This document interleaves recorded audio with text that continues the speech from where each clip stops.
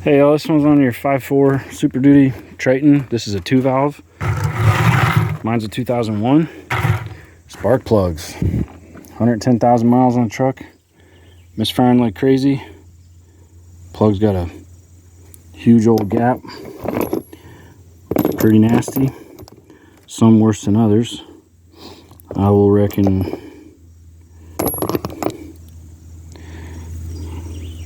that's probably one of the worst ones. Pretty nasty plugs. Looks like all my coil packs tested out good. Before I get started here, just as a background, this job was not as bad as I thought it was going to be. I have now survived divorce and SuperDuty spark plugs, Triton spark plugs, so I think I'm pretty unstoppable at this point. This is the 2-valve. Now these plugs, they come out easy. The later generation 3-valves, they get stuck in there.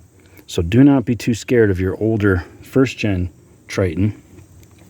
It looks like a mess. It looks like you have to pull the fuel rail, and I had started to, and praise the Lord that the first bolt was like really rusty and started squeaking to the point where my electric ratchet wouldn't back it out, and I was going to have to actually impact it.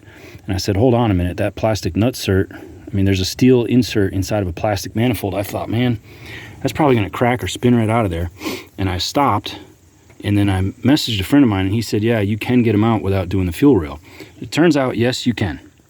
So step number one, do not pull your fuel rail. It's fine if you pull all your injector clips off to make more room for your hands to get in there. You're definitely going to need compressed air because there's going to be a lot of rubbish on top of this motor. So you want to have a good amount of compressed air to just continually be blowing all this dust and trash off. It's going to just, there's going to be more and more and more of it. No matter how much you blow the thing off, there's always going to be more. So you got to really try to keep all that rust and sand and garbage out of your spark plug holes. Obviously, pull your intake boot off and pull your PCV breather stuff out. But other than that, you really don't have to do anything. I did it with the dipstick in the way and this PVC breather tube in the way. I mean, it's awkward and tight and uncomfortable, and if you've got big sausage fingers, it's not going to be the funnest thing. But with basic Harbor Freight tools, meaning like their swivel head little ratchets right here, these pretty handy little 1/4-inch ratchet. They can fine tooth and they can really get into a lot of places. It's 7mm for the bolts that hold down all of your coils. Right there, those are all 7mm heads. And so there's one screw each, and you're just going to lift them right out. Your coils all do have a rubber boot on them. Underneath is a spring, and that spring is in a clip. You can yank that spring out, and there will be corrosion in there. You can clean all of that up. Put your rubber boot back on. The boot indexes with a little tang like that right there. I'll just put it down for the sake of the video. You can move on. But I've tested every one of these. I'm gonna walk you through testing these coils. Now, you want to buy the Motorcraft plugs for about $7 each, and you want to, I would say, go to the store and buy one Motorcraft coil. The OEM coil right there. There's the part number, but they had it in stock at I think it was Advanced that I got it from.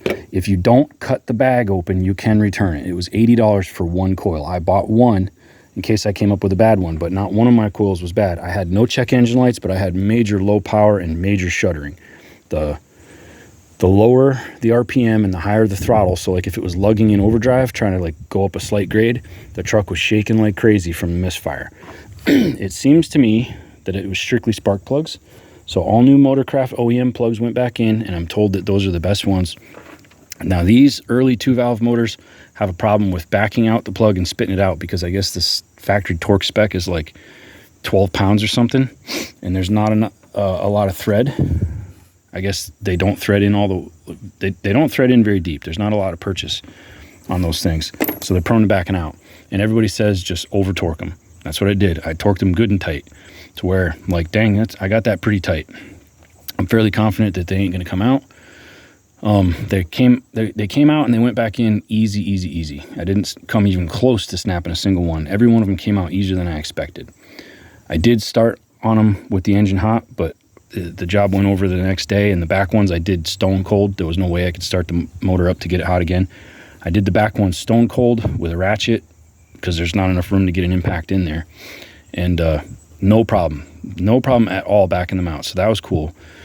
Like I said, that back, I don't know what number this is, but driver's side rear, That one does look daunting, but it's actually not that hard at all, even with the fuel rail in the way. I didn't lift the rail at all. I'm confident that getting those injectors all down in, all 8 at one time, or maybe it's only 4. It looks like there might be flex hose on the back of that rail. But I'm confident that pulling that rail and getting the injector O-rings back on, it's not a job I want to do. It'd be gas all over the motor and it would go down in the plug holes and whatever. I don't want to deal with any of that. So there's the good news. Now, for testing these things, it's a coil. You've got a primary and a secondary. Your primary is these 2 pins right here. So there's one coil of wire, and it's a straight coil of wire. To test it, you put your meter. This is a Harbor Freight, the little red meter. You put that sucker on beep mode, which is like low ohms, right? So that's continuity. Across these 2 pins right here, and I probably can't do it, you want continuity on every one of those. You're testing for a straight, uninterrupted piece of wire with good continuity. And you're going to get a beep just like you're testing a fuse out of every one of them. And I'm not going to waste your time. Just trust me. On every one of these, I got 0.001 to 0.002. Then the other thing you're going to do is flip it over. You're going to put and go to 200,000 mode is where I was at. So originally on the primary coil, I had 0.001 ohms, right? On the secondary coil, I was going 1 lead in here, and then the other lead would go to that pin first and then that pin. It doesn't really matter, but I was coming up with 5.3 to 5.4. And I believe that's going to be, it's either K ohms or mega ohms. Mine's on the 200,000 setting, 5.3 to 5.4. So I think that's like 53,000 to 54,000 ohms of resistance. Every single one of them metered out exactly the same. That tells me all of these coils are good. And they're unisex. They can go in any hole. They get freaky with it. They can go in any hole. One more thing I forgot is that you can pull that rubber boot off. Now they do sell these rubber boots separate and they are expensive. I've been told that they do harden up. Mine are still soft and pliable and look good to me. These things are like 20 bucks a piece or something like that. It's kind of crazy. But on the Bosch $80 unit, they come with it. This spring is on the inside. One end goes on the plug, one end goes on this little metal cleat down in here. There's a little tab, looks like a spade terminal, and it can be all green and corroded like a copper penny. So you go in there with a little pick tool. I use this one, fits nicely. Go in there and scratch that up and put some dielectric grease on your spring. Jam it back in and make sure you compress this thing pretty far so that more than one wire hooks on there so don't pop off. If you've got funky readings or readings on your meter that are scaling around as you're trying to measure, go ahead and do that. I would do this to any of them anyway. After 100,000 miles, there's quite a bit of green crust in there. You just scrape some of that stuff off, blow it out, get them just a little bit shined up. I mean, if you're OCD, you could go in there with a itty bitty piece of sandpaper or something. There's not a lot of room, but anything's better than nothing. And then jam that spring back on with a little bit of grease, and then before you put your boot back on, goop that boot up. That makes the thing push back onto the plug easier. So go on and do that. I feel like that's really about all you need to know. Yeah, it wasn't that bad of a job. Thanks for watching. Appreciate your time. God bless you and praise the Lord.